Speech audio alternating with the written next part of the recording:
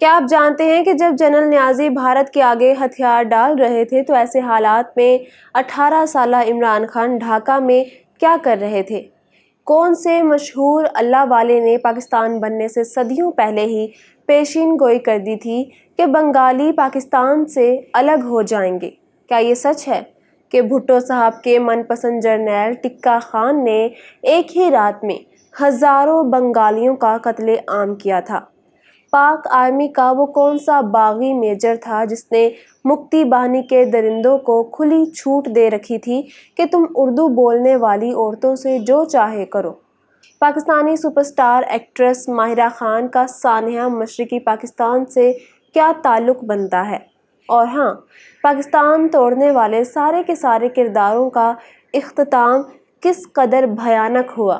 تو دوستو، آج کی ویڈیو میں سقوط مشرقی پاکستان اور قیام بنگلہ دیش سے جڑے 25 دلچسپ فیکٹس آپ تک شیئر کیے جائیں گے۔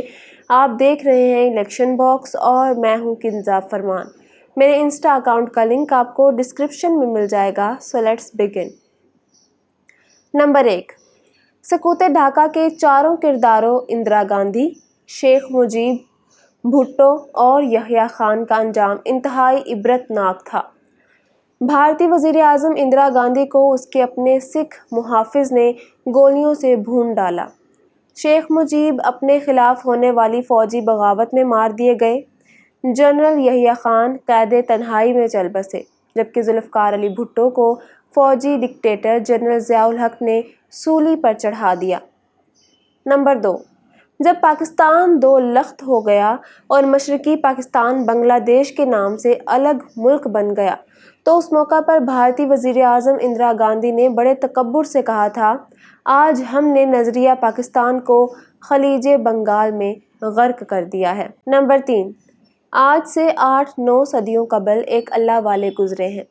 حضرت نعمت اللہ شاہ ولی کی پیشین گوئی میں سے ایک قیام پاکستان اور پھر پاکستان کا دو لخت ہونا بھی تھا۔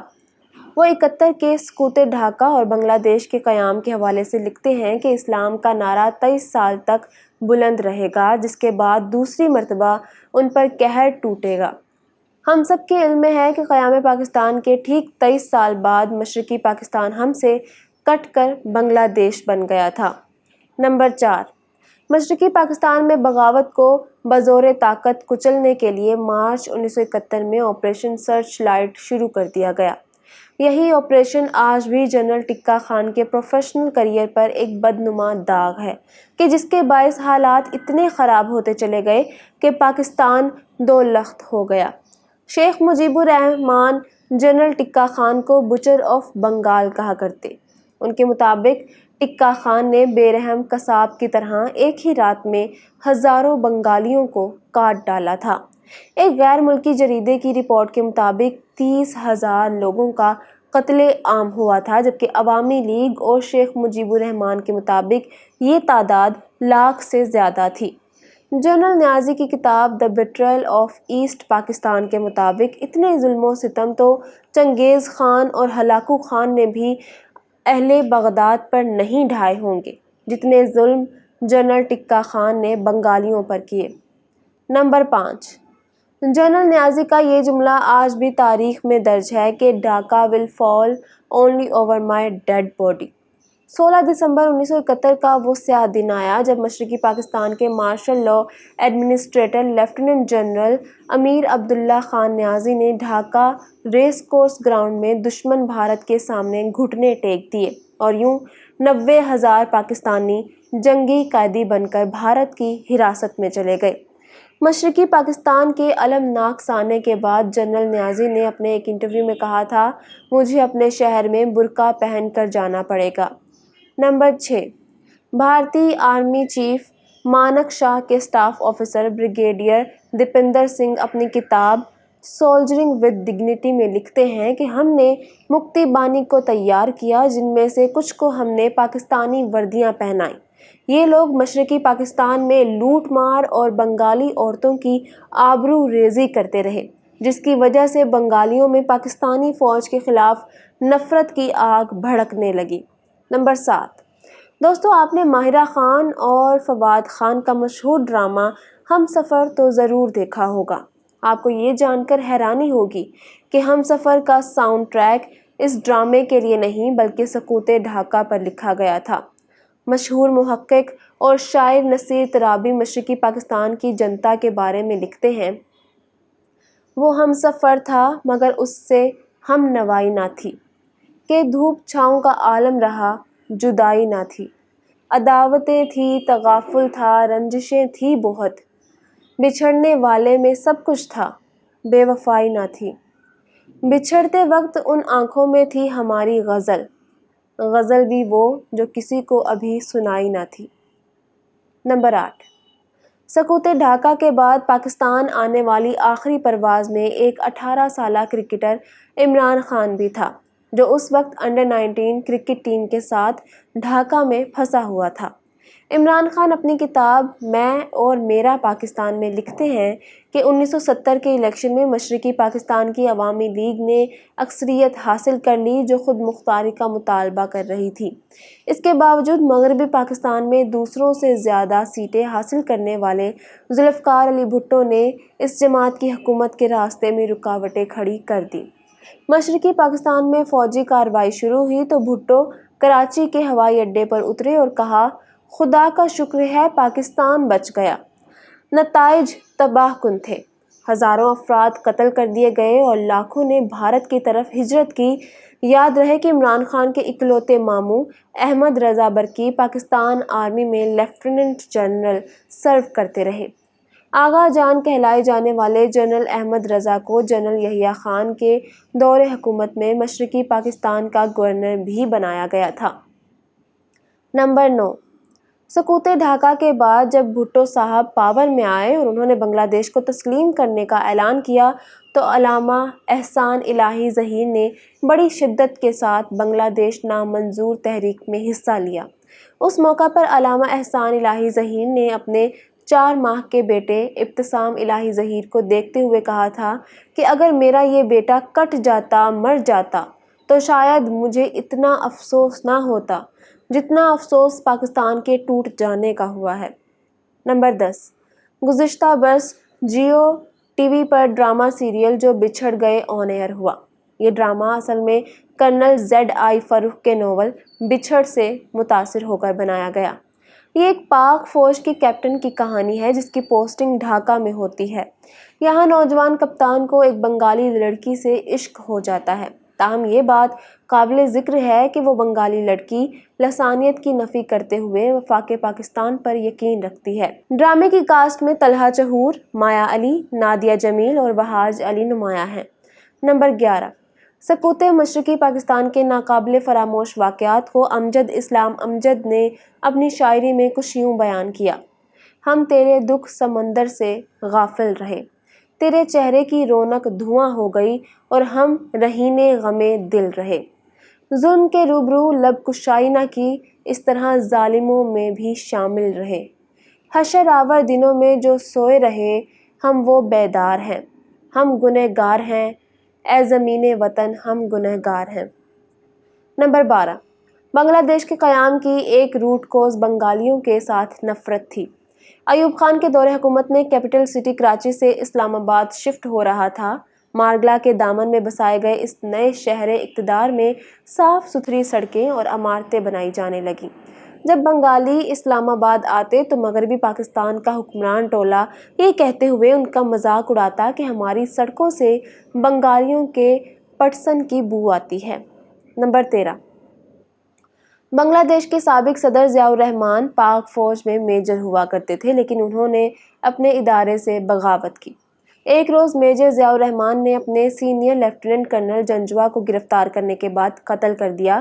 اسی طرح کا ایک اور واقعہ بھی کتابوں میں تحریر ہے کہ جب ایک روز اردو بولنے والے 18 مرد اور 12 خواتین میجر ضیاء الرحمان کے ہتھے لگ گئے، وہ انہیں قید کر کے ریڈیو اسٹیشن لے آئے۔ میجر جنرل ضیاء الرحمان نے اپنے جونیئر آفیسر سے کہا، take them out and shoot them, اور پھر وہ خواتین کی طرف اشارہ کرتے ہوئے بولے، you can do what you like with دھیم۔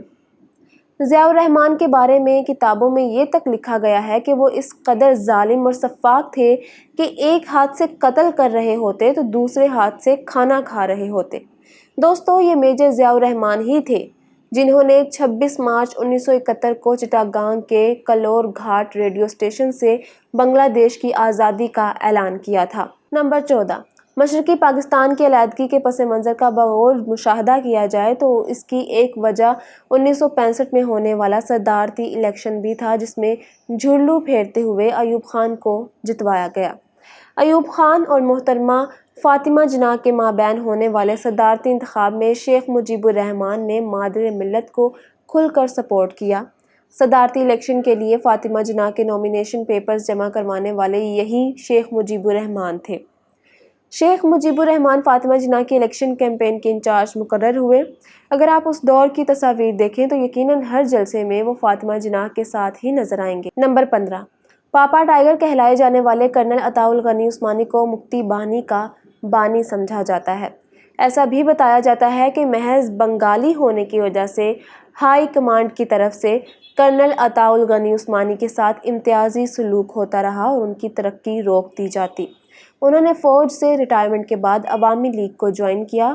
وہ 70 کے انتخابات میں پاکستان کے قومی اسمبلی کے رکن بھی منتخب ہوئے۔ کرنل عثمانی 14 اپریل 1971 کو باقاعدہ طور پر مکتی بانی کے کمانڈر ان چیف بنا دیے گئے۔ انہوں نے مکتی بانی کو 8 سیکٹرز میں تقسیم کیا ہوا تھا اور ہر سیکٹر کی کمان پاک آرمی سے بغاوت کرنے والا میجر کر رہا تھا۔ نمبر 16، برصغیر پاک و ہند کے نامور خطیب امیر شریعت سید عطا اللہ شاہ بخاری پاکستان بننے سے پہلے ہی پیشین گوئی کر گئے تھے کہ ادھر مشرقی پاکستان ہوگا، ادھر 1000 میل کے فاصلے پر مغربی پاکستان ہوگا، درمیان میں ہندو کی 40 کروڑ آبادی ہوگی، وہ حکومت لالوں کی حکومت ہوگی۔ ہندو مکار ہے، وہ ہمیشہ پاکستان کو تنگ کرتا رہے گا۔ پاکستان کی حالت یہ ہوگی کہ بوقت ضرورت مشرقی پاکستان مغربی پاکستان اور مغربی پاکستان مشرقی پاکستان کی کوئی بھی مدد کرنے سے قاصر ہوگا۔ نمبر 17، دنیا نیوز سے وابستہ اینکر پرسن کامران شاہد نے رواں برس ہوئے تم اجنبی کے نام سے ایک فلم پروڈیوس کی۔ اس رومانٹک مووی کی کہانی بھی سانحہ مشرقی پاکستان کے تناظر میں بنائی گئی۔ حامد میر کے مطابق سابق سپہ سالار جنرل قمر جاوید باجوہ اس فلم میں بڑی دلچسپی لیتے رہے۔ نمبر 18، 70 کے عام انتخابات کے بعد جنرل یحییٰ خان شیخ مجیب کو پاور دینے سے گریزاں تھے اور ایسے میں ملک میں نفرت عروج پر تھی۔ انہی دنوں میں عوامی شاعر حبیب جالب لاہور کے مال روڈ پر ایک اجتماع سے مخاطب ہوئے۔ اس وقت چپ رہنا بددیانتی اور جیل سے باہر رہنا بے غیرتی ہوگی۔ پھر انہوں نے اپنی مشہور نظم پڑھی، محبت گولیوں سے بو رہے ہو، وطن کا چہرہ خون سے دھو رہے ہو، گماں تم کو کہ راستہ کٹ رہا ہے، یقین مجھ کو کہ منزل کھو رہے ہو۔ نمبر 19، مغربی پاکستان میں سقوط ڈھاکہ کے سب سے بڑے بینیفیشری ذوالفقار علی بھٹو تھے۔ بھٹو صاحب کے ایک بیان پر تبصرہ کرتے ہوئے اپوزیشن رہنما مفتی محمود نے کہا تھا کہ ہم پاکستان کی تقسیم کے ذمہ دار نہیں، اس کی ذمہ داری تم پر عائد ہوتی ہے۔ ہم تو ہندوستان کی تقسیم کے حق میں بھی نہیں تھے، تو پاکستان کی تقسیم کے حق میں کیسے ہو سکتے ہیں؟ یہ تقسیم کرنا تمہارا ہی کام ہے۔ کل بھی تم نے ملک تقسیم کیا تھا اور آج بھی تم نے ملک کو 2 لخت کر دیا ہے۔ اگر یہ تقسیم گناہ ہے تو اس گناہ میں ہم نہ کل شریک تھے اور نہ آج اس گناہ میں ہم حصے دار ہیں۔ Number 20، major general Khadim Hussain راجہ اپنی کتاب a stranger in my own country میں لکھتے ہیں کہ جنرل نیازی نے مشرقی پاکستان تعیناتی کے بعد افسران سے کہا، میں اس حرام زادی بنگالی قوم کی نسل بدل دوں گا۔ اس موقع پر ایک بنگالی فوجی آفیسر میجر مشتاق بھی وہاں موجود تھے۔ وہ اپنے باس جنرل نیازی کی بات سے اس قدر دل برداشتہ ہوئے کہ انہوں نے باتھ روم میں جا کر خود کو گولی مار دی۔ نمبر 21، نامور ترقی پسند شاعر احمد فراز نے اپنی شعرا آفاق نظم پیشہ ور قاتلوں میں جنرل نیازی کے سرنڈر کرنے کے واقعات کو اشعار میں کچھ یوں بیان کیا، سینہ چاکانے مشرق بھی اپنے ہی تھے، جن کا خون منہ پہ ملنے کو تم آئے تھے، مامتاؤں کی تقدیس کو لوٹنے یا بغاوت کچلنے کو تم آئے تھے، ان کی تقدیر تم کیا بدلتے مگر ان کی نسلیں بدلنے کو تم آئے تھے، اس کا انجام جو کچھ ہوا سو ہوا، شب گئی خواب تم سے پریشان گئے، کس جلال و رونت سے وارد ہوئے، کس خجالت سے تم سوئے زنداں گئے، یاد ہوں گے تمہیں پھر وہ ایام بھی تم اسیری سے جب لوٹ کر آئے تھے۔ ہم دریدہ جگر راستوں میں کھڑے اپنے دل اپنی آنکھوں میں بھر لائے تھے، اپنی تحقیر کی تلخیاں بھول کر تم پہ توقیر کے پھول برسائے تھے۔ نمبر 22، نامور ترقی پسند شاعر فیض احمد فیض نے 1974 میں ڈھاکہ سے واپسی پر کے عنوان سے ایک نظم لکھی۔ اس نظم کے پہلے 2 اشعار کچھ یوں ہیں: ہم کے ٹھہرے اجنبی اتنی مداراتوں کے بعد، پھر بنیں گے آشنا کتنی ملاقاتوں کے بعد، کب نظر میں آئے گی بے داغ سبزے کی بہار، خون کے دھبے دھلیں گے کتنی برساتوں کے بعد۔ نمبر 23، سال 2021 میں پاکستانی ایکٹریس سجل علی اور بلال عباس کی فلم کھیل کھیل میں سنیما گھروں کی زینت بنی۔ یہ فلم یونیورسٹی کے ایسے اسٹوڈنٹس کی کہانی ہے جو ڈرامیٹک سوسائٹی سے ایک تھیٹر پلے بنگلہ دیش جا کر پرفارم کرتے ہیں جو کہ سقوط ڈھاکہ کے واقعات پر مبنی ہوتا ہے۔ نمبر 24، اردو کے نامور شاعر ناصر کاظمی پاکستان کے 2 لخت ہونے کو ان الفاظ میں یاد کرتے ہیں: وہ ساحلوں پہ گانے والے کیا ہوئے، وہ کشتیاں چلانے والے کیا ہوئے، وہ صبح آتے آتے رہ گئی کہاں، جو قافلے تھے آنے والے کیا ہوئے، عمارتیں تو جل کے راکھ ہو گئیں، عمارتیں بنانے والے کیا ہوئے۔ نمبر 25، سال 2017 میں بھارت نے جنرل نیازی، جنرل اروڑا اور سقوط ڈھاکہ کے عنوان پر ایک شارٹ فلم مکتی بنائی تھی، جس میں تاریخ کو مسخ کرتے ہوئے صرف تصویر کا ایک رخ دکھایا گیا۔ اس شارٹ فلم میں جنرل نیازی کے علاوہ ذوالفقار علی بھٹو، شیخ مجیب الرحمان اور اندرا گاندھی کے انٹرویوز کو بھی شامل کیا گیا۔ میں امید کرتی ہوں کہ آج کی ویڈیو آپ کو پسند آئی ہوگی۔ اگر آپ شیخ مجیب الرحمان کی بایوگرافی دیکھنا چاہتے ہیں تو یہاں اوپر کلک کریں۔ جنرل نیازی کون تھا یہ جاننے کے لیے یہاں نیچے، اور عمران خان کی فیملی بیک گراؤنڈ پر ایکسکلوسیو ڈاکیومنٹری دیکھنے کے لیے یہاں کلک کریں۔ الیکشن باکس سبسکرائب کر لیں اور ہماری ویڈیوز دیکھتے رہیں۔ اللہ حافظ و ناصر۔